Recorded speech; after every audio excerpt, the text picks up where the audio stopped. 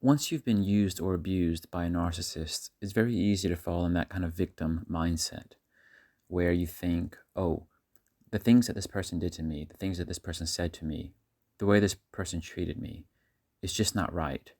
Um, you know, the future faking, all the misleading comments and promises. You might think to yourself, well, who does that kind of thing? It's just inconceivable that a human being can do that to that level to another human being, completely misleading somebody, gaslighting them into believing they're living a certain existence with a person, which is just based on a false premise, completely based on a false premise. And also, once somebody's in the emotionally is in an emotional has had an emotional response to all that, and they're feeling down, maybe they haven't quite recovered and bounced out of the trauma of what was the experience with the narcissist. It's so easy to fall into that mindset of why, how could this have happened? Why would somebody do that? Are they pure evil? Are they playing games with me on purpose? Like, it just doesn't quite click and doesn't quite make sense. And if victims of narcissistic abuse and these types of trauma, if they're not careful, they can keep asking these questions to themselves. If this happened to you, you could ask these questions to yourself for weeks, months, years, maybe even your whole lifetime. And because you're trying to find a satisfactory response, you're trying to find an easy, satisfactory response which kind of explains it. Sometimes that's what people want, and unless they have that, they can't really get over it. If you're looking for a very reasonable and satisfactory response to everything, whilst being in that kind of victim mindset, you're not really going to get it, because the only way you can really understand and step out of that kind of headspace of what's happened to you, kind of step out of that traumatic headspace, outside of that victimhood kind of headspace, you need to step out of that headspace to really understand what's happened and to heal. And what I mean by that is, instead of asking yourself these questions about how, why, how did I let it happen, why would somebody do that, instead of kind of remaining in that space for a long time, sometimes you need to step out of it and just acknowledge, first of all, it was never personal. It was never personal because these people would do what they did to you to anybody if they could. Secondly, not only is it not personal, it's in these people's nature. Narcissists have a way of living, have a way of existing, have a way of carrying their lives that's different from most people who don't have any similar type of disorder, or who are not on the extreme end of the NPD disorder with those traits. Narcissists do carry their lives very differently.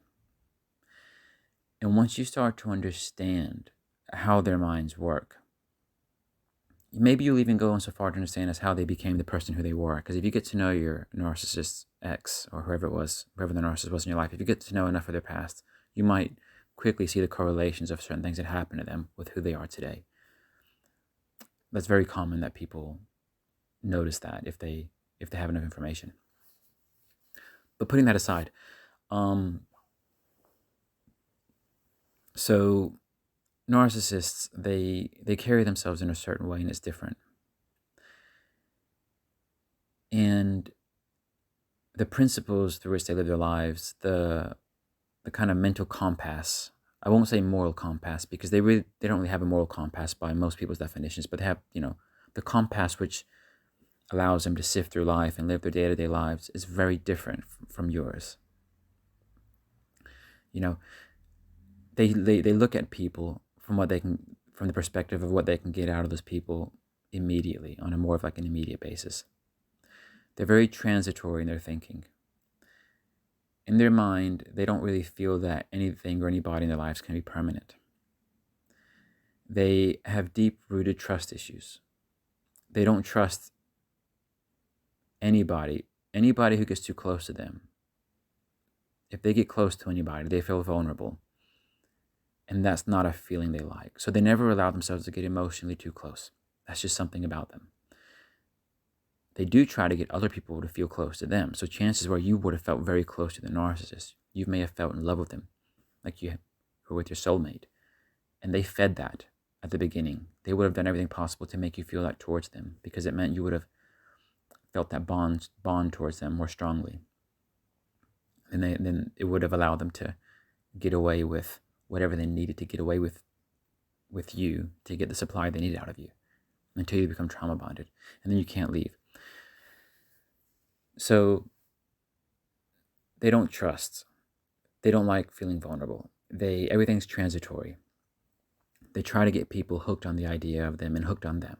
They try to make the people believe it's two-sided, whereas in fact, it's only one-sided.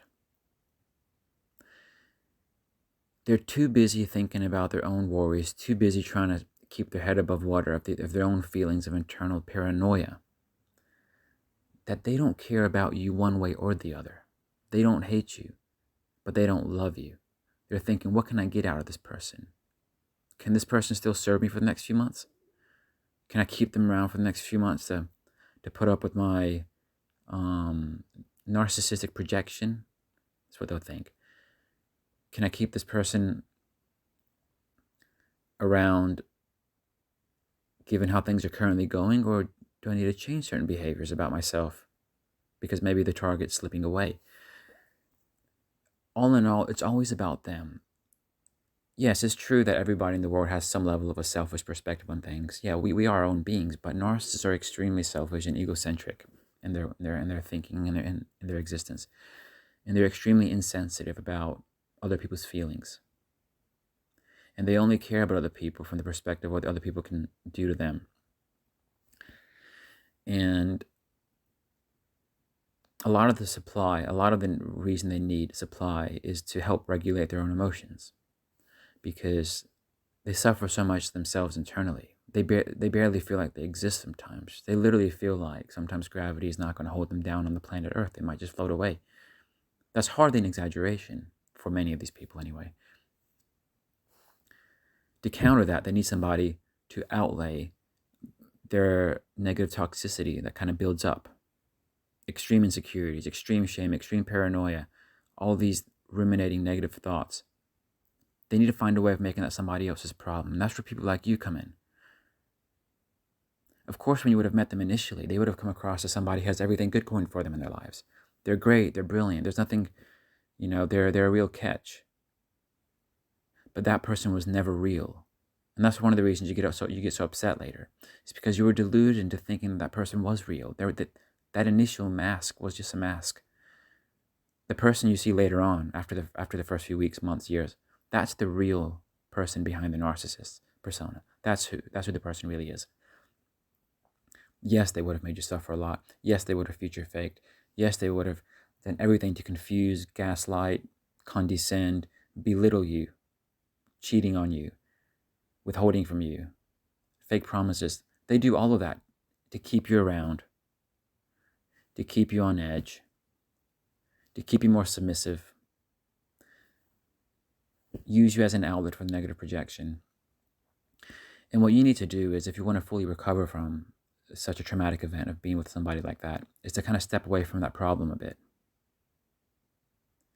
And at the beginning, it may be difficult, but maybe for the first few weeks, months, you can step away from your kind of negative headspace of, the traumatic event of being with a narcissist. Maybe you can step away from it for maybe a few moments a day, maybe a couple minutes a day. And then later on, you can kind of hold that a bit more. And as you kind of step away and look at it from from a more objective perspective, and you kind of take yourself out of the equation and you understand it for what it really is, it'll help you heal, because you'll realize that it was not so much about you as it was about them. But now it is about you, in a sense that it's your time to learn. It's your time to grow wisdom. It's your time to not let you become vulnerable to those types of people going forwards. Identify what it is about you that invited them in, to think that they could obtain full control over you. And start patching those areas up. Your goal should be to think forward, but using the past experience to help you move forward. And you can only really successfully move forward if you remove yourself from that kind of victimhood headspace, that traumatic headspace, and look at it from more an objective perspective. And stop thinking about it as being something purely evil, purely this. Yes, you know what? A lot of things that were done were evil acts, were evil deeds, but it's more complicated than that. If you understand that the person is extremely disturbed and their purpose in life is to find targets who can give them temporary relief until they utterly destroy those targets or almost destroy them, that's the narcissist's purpose in life, or their only means of existence is to hop from target to target. But to achieve a broader balance in the world, each target who gets targeted by the narcissist should do their best to recover, to then not be a target again. And if you think about it from that way, then there is some level of balance in that something good comes from it, but it just takes time. And it's one of those things where you probably won't look back and laugh at it after 1 year of the event, but after about 5 years you might. Not only might you think it's kind of humorous, well, you're not going to be laughing at the narcissist, but you might laugh at the fact that you were so down earlier, but now you could care less. Like, could care less about what happened. I'm over it. But not only that, you might even be thankful in many ways because it would have forced you to open your eyes to so many things that will help you going forwards.